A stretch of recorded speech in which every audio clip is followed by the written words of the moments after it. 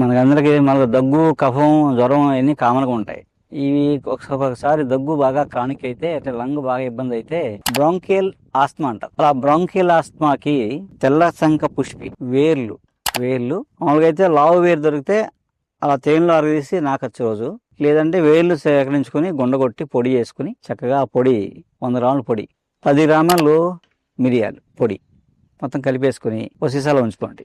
అది రోజు చిటికెడు పొడి వేడి నీళ్ళతో కానీ, మంచి తేనె ఉంటే తేనెతో కానీ వేసుకుంటే బ్రాంకియల్ ఆస్మా తగ్గుద్ది అనమాట. ఇది ఖచ్చితంగా 3 నుంచి 6 నెలలు వాడాల్సిందే. వాడితే ఆ బ్రాంకియల్ ఆస్మా అనేది తగ్గిపోద్ది. ఎప్పటికీ మీకు దగ్గు, జలుబు, కఫాలు రావు. ఊపిరితిత్తులకి చాలా రక్షణ కల్పిస్తాయి అన్నమాట. ఎప్పటికీ ఊపిరితిత్తుల సంబంధించిన వ్యాధులు రాకుండా ఉంటాయి. ఎక్కువ వంటింట్లో కానీ ఎక్కడైనా కాలుతుంటాయి. కాలడం అనేది సహజం. దీపావళి ఎప్పుడు కాలుతాయి, ఏదైనా కాలడం, నిప్పు కానీ ఆయిల్ కానీ ఇలాంటి ఏదైనా కాలిన గాయ